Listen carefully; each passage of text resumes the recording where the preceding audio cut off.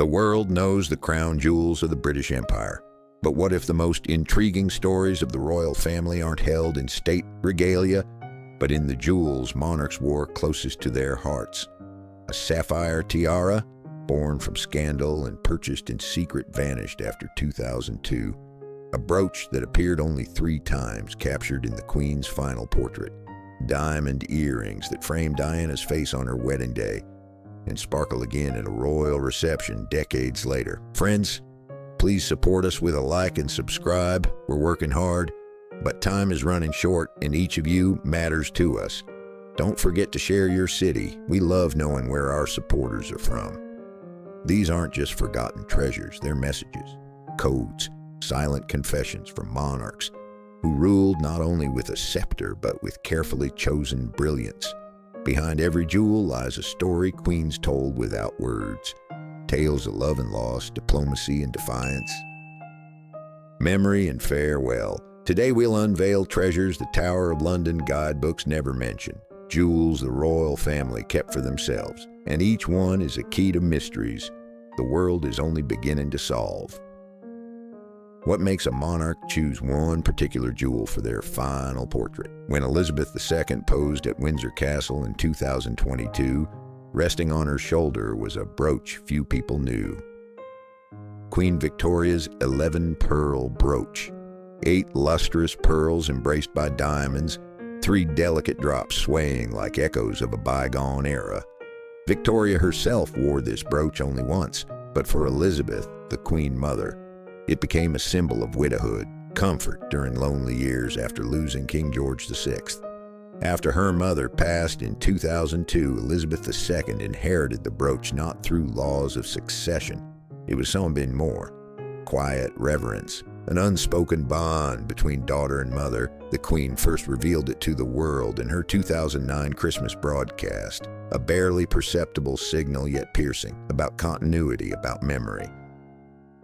The brooch returned in 2016, glowing softly on the royal shoulder during another message to the nation. And then, one last time, the final portrait. Why this brooch? Coincidence? Or a farewell whisper from history, forever woven into the pearl necklace of generations? Few knew the truth about the brooch Elizabeth II wore more than any other. Behind its deep violet radiance lay a story of grief, power, and a forgotten Duchess whose name faded from generations of memory. The Duchess of Kent's amethyst Parure wasn't just jewelry. It was an entire universe. Necklace, earrings, 3 brooches, and hair combs.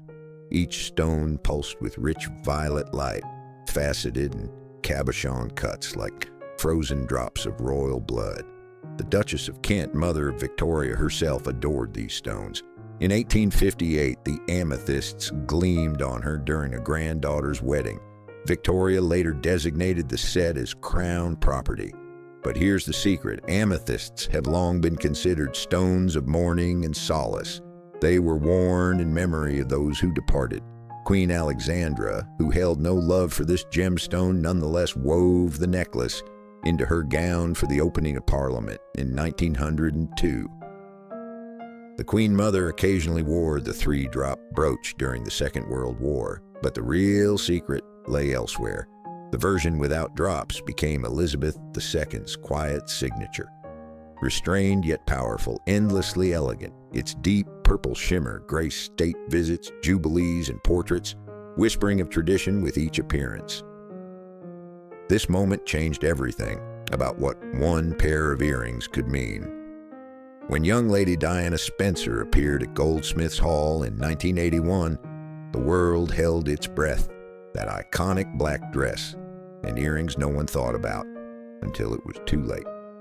Created in flawless antique settings, these magnificent diamond earrings hold a teardrop stone at their center, surrounded by a halo of 50 sparkling diamonds. Their origin is shrouded in mystery. Whispers suggest they were part of the 1954 wedding gifts presented to the Honorable Frances Roche, who later became Frances Shand Kidd, Princess Diana's mother. But their humble beginning pales before the royal drama they witnessed. Diana's first royal appearance, black velvet, a pearl necklace and these earrings catching the spotlight. Months later, they sparkled beside the Spencer tiara at St. Paul's Cathedral, the day the fairy tale began. Frances herself wore them at family milestones, from Prince Harry's christening to her daughter's farewell. After Frances passed in 2004, the earrings went to Lady Sarah McCorquodale, and then something remarkable happened. Sarah withdrew them from a Diana exhibition to wear at Prince William's wedding reception in 2011. Ironic, these diamonds frame both the fairy tale and the finale. Behind this decision lay a story that transformed perceptions of royal jewels. When Pakistan's President Ayub Khan presented Elizabeth II with a traditional South Asian necklace in 1966, it was more than a gift. It was a bridge between worlds. The double-strand necklace of turquoise, river pearls, and gold, a classic Dala, embodied Eastern cultural identity and craftsmanship. Pakistan's first official visit to Britain since 1947. The symbolism of this offering could be read in every bead. The Queen revealed the necklace at a glittering reception, pairing it with Queen Mary's lover's knot tiara. East met West at the royal neck, creating an image that echoes through diplomatic history. But Elizabeth went further. She soon shortened the necklace to a single strand and transformed the pendant into earrings, a transformation of symbols, an adaptation of tradition. In the early 70s, the entire set passed to Princess Anne, becoming part of her evening wardrobe. Turquoise shimmered at royal Ascot, state receptions, gala dinners, and then something unexpected happened. After Royal Ascot 2007, the Pakistani turquoise necklace disappeared.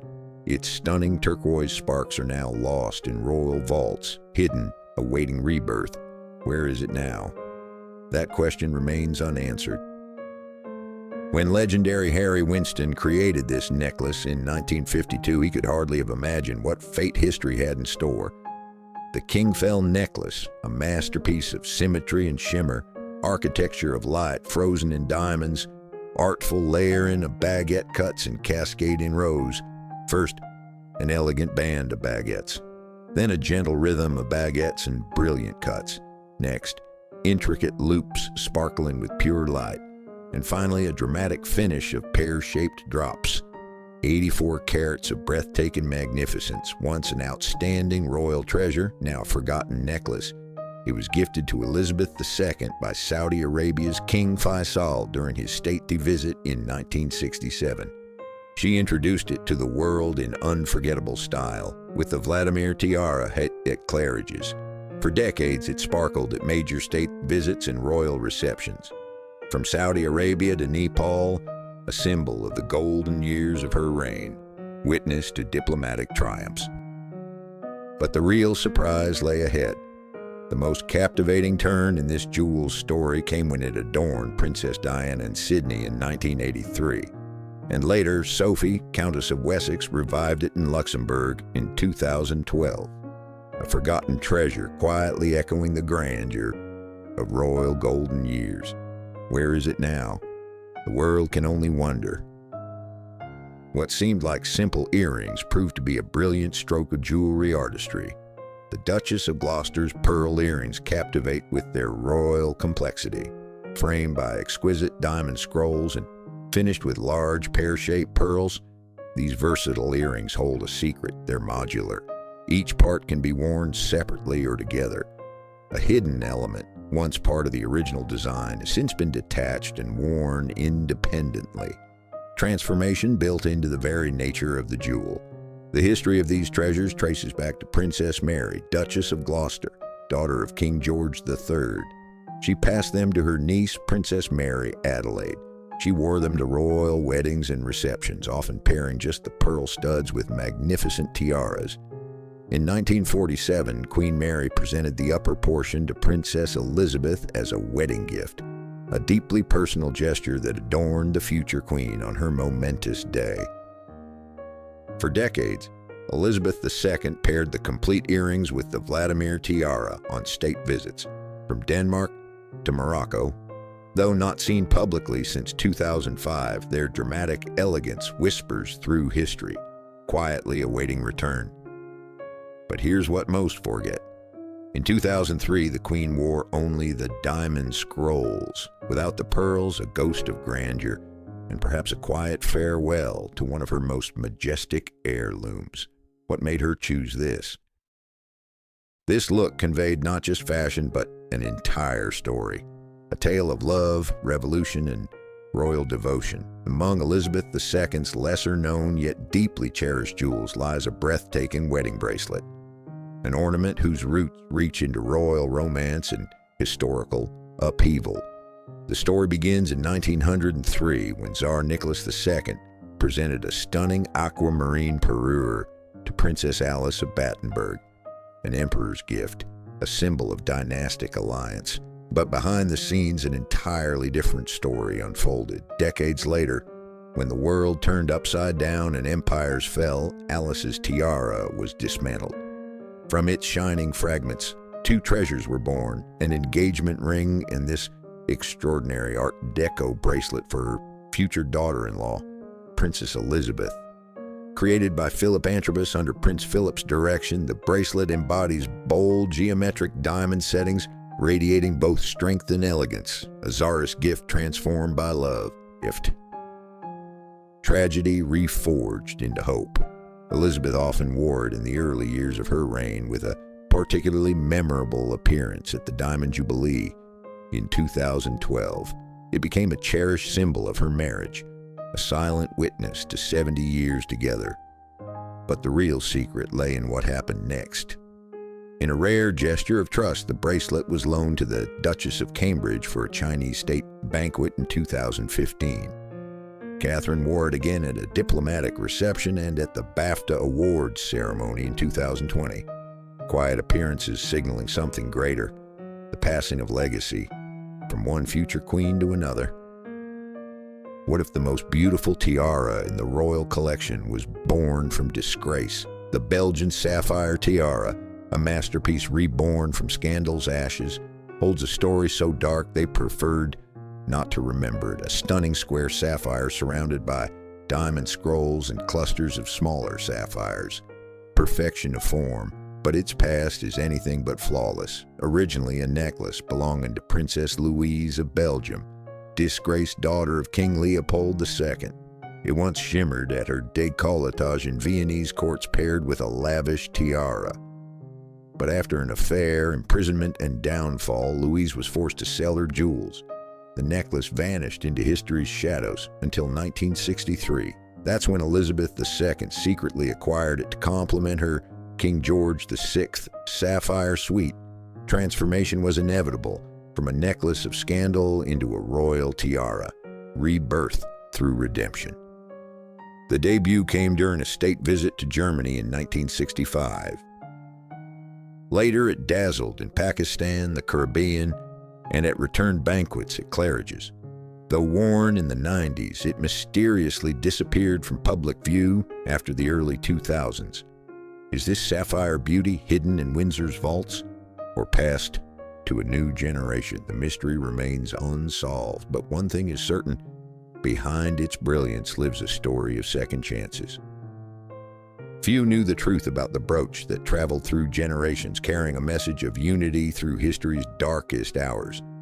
The diamond maple leaf brooch, elegantly carved from platinum and adorned with brilliant and baguette-cut diamonds, looks like a simple tribute to Canada, but its story runs far deeper. Created by Asprey and Company in 1939, its crisp, elegant lines reflect the national symbol it represents. Commissioned by King George VI for Queen Elizabeth on the eve of their royal tour of Canada, the brooch became a symbolic gesture of unity on the brink of conflict. The world watched in admiration as the Queen wore it again and again during that tour. Later, during the Second World War years, it became quietly iconic, a diamond leaf of hope in an age of darkness. But the real surprise lay ahead. It was one of the few jewels ever loaned by the Queen Mother during her lifetime to her own daughter, Princess Elizabeth, in 1951. An unprecedented gesture, a sign of deepest trust. Since then, the brooch has passed through generations. Elizabeth II wore it at key Canadian moments, Then it was loaned to Catherine, Princess of Wales, during her tours. Most recently, it appeared on Queen Camilla in her Canadian portrait of 2024. Understated yet powerful, it remains one of the lesser-known treasures from Queen Elizabeth's collection, rich with diplomacy, memory, and meaning. Each appearance, a new chapter. Each wearer, a new voice in the symphony of continuity. This choice shocked the fashion world, but the reason ran deeper than anyone could imagine. Princess Diana's Aquamarine ring, created by Asprey, is a radiant marvel of royal fashion from the mid-90s. At its center, an emerald-cut aquamarine framed by solitaire diamonds on a bold yellow-gold setting. Given by her close friend Lucia Flecha de Lima, the ring arrived in 1996, just as Diana was entering a new chapter beyond palace walls. A moment of liberation, a moment of transformation. She first unveiled it in Sydney with an electric blue Versace dress. The oceanic blue of the ring resonated with the gown, creating an image that echoed worldwide. Then again, at a Christie's pre-auction party in 1997, clean lines, oceanic fire, and an emotional moment earned it a quiet nickname, the Freedom Ring, a symbol not of destruction but of rebirth, not of endings but of new beginnings. After Diana passed, the treasure vanished into history's shadows. Until 2018, Meghan Markle wore it to her wedding reception. She wore it again in Tonga. Then at the Ripple of Hope Gala in 2022, the return was symbolic. Diana's legacy living on a new hand, her spirit of freedom continuing to shine. But today, the question remains open. Does this heirloom still rest with Meghan, or quietly await its next moment to sparkle? Behind the outward calm of these jewels lay turbulent emotions, secret messages, and unspoken truths. Each brooch, each ring, each tiara, not just metal and stones. These are voices of monarchs speaking through time. A pearl farewell, amethyst grief, diamond destiny, turquoise diplomacy, sapphire redemption, aquamarine freedom. These jewels hold secrets still waiting to be solved. Stories that continue to whisper in the gleam of stones, in the glint of gold, in the shadows of royal vaults. Which of these treasures touched your heart? Which mystery sparked your curiosity?